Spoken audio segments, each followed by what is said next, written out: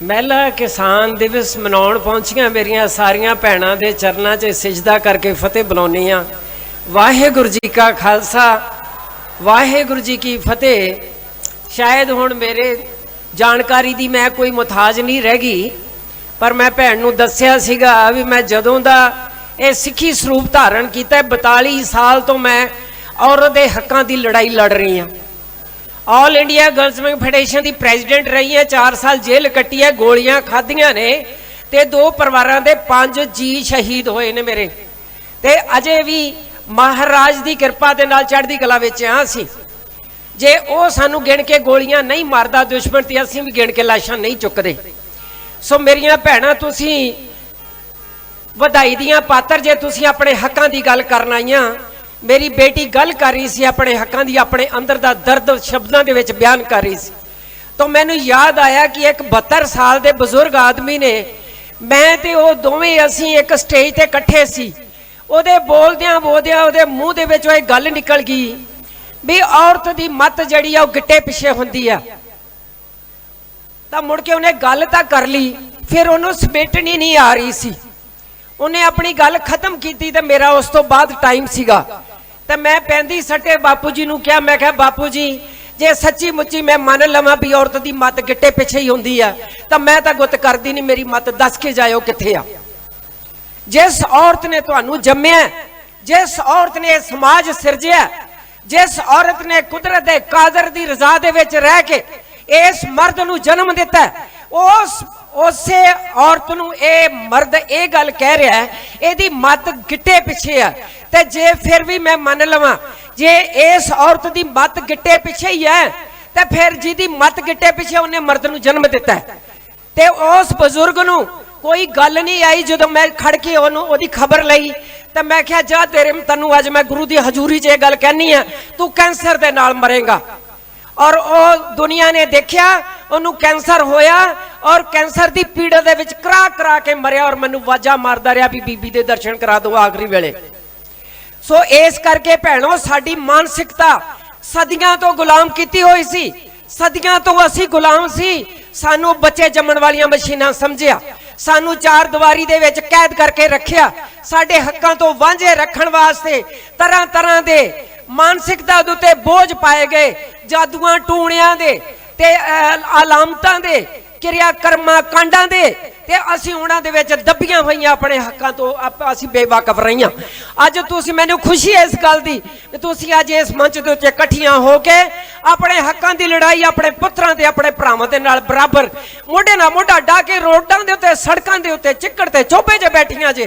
तुहाडी तपस्या डबल है इन्हां भरावां ते पुत्रां दे नालों।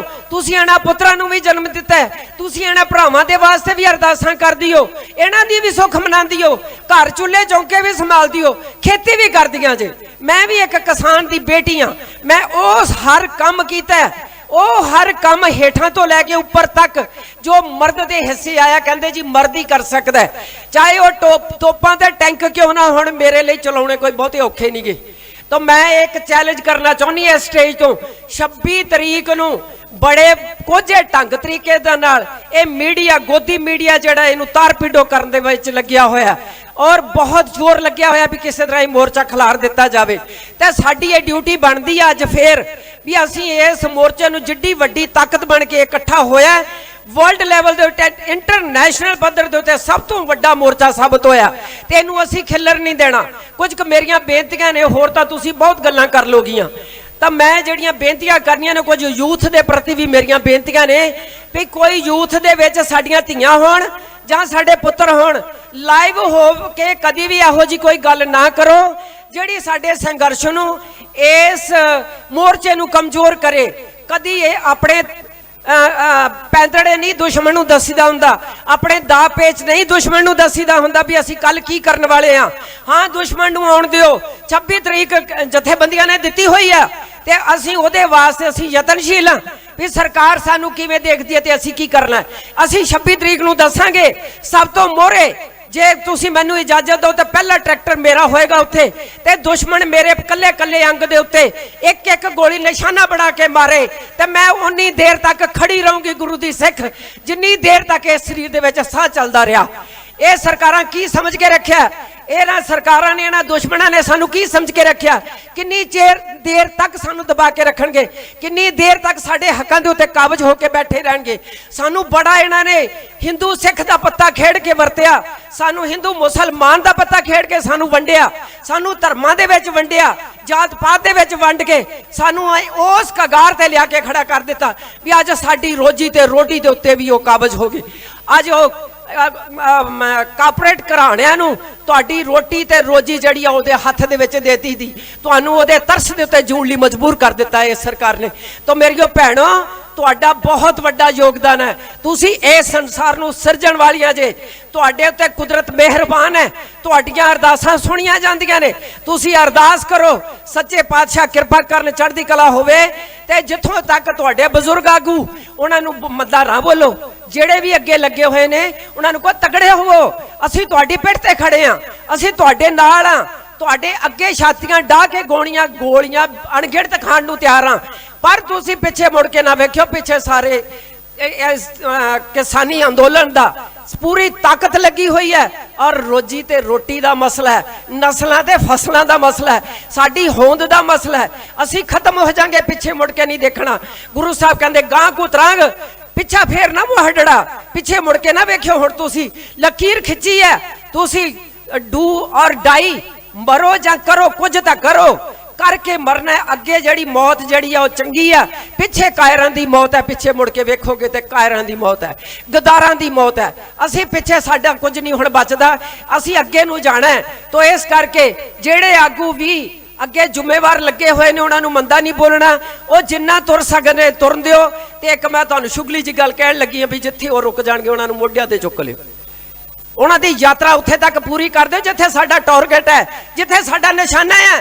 ਅਸੀਂ ਆਪਣੇ ਨਿਸ਼ਾਨ ਤੇ ਪਹੁੰਚਣ ਵਾਸਤੇ ਕਿਸੇ ਨੂੰ ਮੋਢਿਆਂ ਤੇ ਚੁੱਕ ਸਕਦੇ ਹਾਂ, ਕਿਸੇ ਨੂੰ ਗੋਡਿਆਂ ਦੇ ਥੱਲੇ ਦੱਬ ਸਕਦੇ ਹਾਂ, ਕਿਸੇ ਨੂੰ ਠੁੱਡ ਮਾਰ ਕੇ ਪਾਸੇ ਕਰ ਸਕਦੇ ਹਾਂ।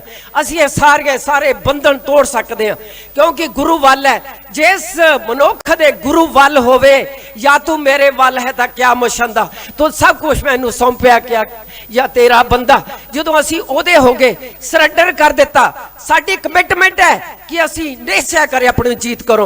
तो असी जो मिथ लिया कि असी जित हासिल करनी है तो फिर ना तो असी पिछे मुड़ के देखना, ना असी गोलियां गिण के खानियां। तो सो इस करके मेरे नौजवान बच्चों नूं मेरी ये बेनती हैगी है भी बाज आ जाओ, सियाणे बन जाओ, अपने दा पेच अपने पैंतड़े दुश्मन ना सांझे नहीं करीदा, नहीं करीदा, नहीं करीदा। दुश्मन तगड़ा हो रहा, दुश्मन हुक्मरान है, वो ताकत है, वो देश उन्हां दे हथ 'च है, वो जो मर्जी कर सकते हैं। हाँ, पर साडा सबर ते साडा जिगरा जिहड़ा है ना, उन्होंने नत्थ पा के पिछे मुड़ेगा। उन्होंने को काले 3 कानून जड़े वापस करवा के असी पिछे मुड़ना है, ये तो साडी कमिटमेंट हुई हुई है। तो कमिटेड लोग जड़े ने इतिहास सिरजते हैं, कमिटेड लोग जड़े ने इतिहास लिखते हैं, कमिटेड लोग जड़े ने इतिहास नूं जिउंदा रखते हैं। सो इस करके तुहाडे मोढियां दे उत्ते बहुत वड्डियां जिम्मेवारियां ने, सिर्फ काले कानूनां तक नहीं। कल असी जदों ये काले कानून वापस करवा लेने ने, जदों असी वापस अपने घरां नूं, अपने इलाकिਆਂ नूं, अपनी स्टेटां नूं, पिंडां नूं जाना है, ते असी आ जिहड़ा सरकारां ने अज तक सानू हिंदू सिख दे विच, हिंदू मुसलमान दे विच, जात पात दे विच वंड के पाड़ो ते राज करो दी नीति जिहड़ी अज तक अपनाई सीगी, ओनू असी मात दे के जाना है। असी इहो जी एक सांझ लैके जाना है भी थर थर कंबे कोई भी हुक्मरान जिहड़ा भी दिल्ली दे तख्त ते बैठे, वो इस संघर्ष का इतिहास पढ़ के थर थर कंबे याद करे भी जे इन्हां दीयां जुल्फां नूं हथ पाया तो उहदा अंजाम की हुंदा है। सो इस करके भराओ ते भैणो, तुहाडे हक होण घर दे विच मारे जा रहे होण, तुहाडे हक बाजार 'च मारे जा रहे होण, तुहाडे हक समाज दे विच मारे जा रहे होण, देश दे विच अदालतां 'च मारे जा रहे होण, उन्नी देर तक नहीं मरदे जिन्नी देर तक तुसी कमिटेड छाती ताण के हिक ताण के तुसी अपने हक्कां दे लई जागदियां जे। तुहाडी जमीर जागदी है, तुहाडीआं अणखां ते गैरतां जागदियां ने, तुसी तुहाडी मानसिकता जिहड़ी है स्ट्रोंग है, बलवान है, तुहानूं कोई दुनिया की ताकत हरा नहीं सकी। अरदास करदी हां सच्चे पातशाह दे चरनां दे विच, ओ जननी जिन्हों गुरु साहब ने पीरां पैगंबरां ते सूरबीर योधियां दी मां दे के कह के नवाजिया। सो क्यों मंदा आखिया जित जम्मे राजान। माई भागो जी दियां गल्लां करनियां तां सौखियां, लेकिन माई भागो बनना बहुत औखा है। सो मैं अरदास करदी हां सच्चे पातशाह तुहानू माई भागो दियां वारसां बनावे ते तुहानू ओहो जिहा जीवन बख्शे। ते मेरे वीरां दे सिर ते सच्चे पातशाह अपनी वक्री पछाण जिहड़ी आ ओह कायम रखण। मेरे बच्चों नू बेनती है, जे तुहाडे खून दी धराई है जालम सरकार, ते जे लाशां दे ढेर इहने लाउणे ही आ, ते फिर आपदी वक्री पछाण मुसलमान भरा होवे ते मुसलमान टोपी सिर ते पा के रखे, हिंदू होवे ते अपने धर्म दे विच पक्का रवे, सिख होवे ते अपने सिर ते दस्तार रखे। इन्हां सिरां दी गिनती होनी जे। सो इन्हां सारियां बेनतियां दे नाल मैं तुहाडा बहुत बहुत धन्नवाद करदी हां। बोलण नूं तां बहुत कुछ है, मैं बहुत कुछ कह सकदी हां। प्रोग्राम ते स्टेजां थम दिन्नी आ जदों किते किते भी मैनूं मौका मिलदा है।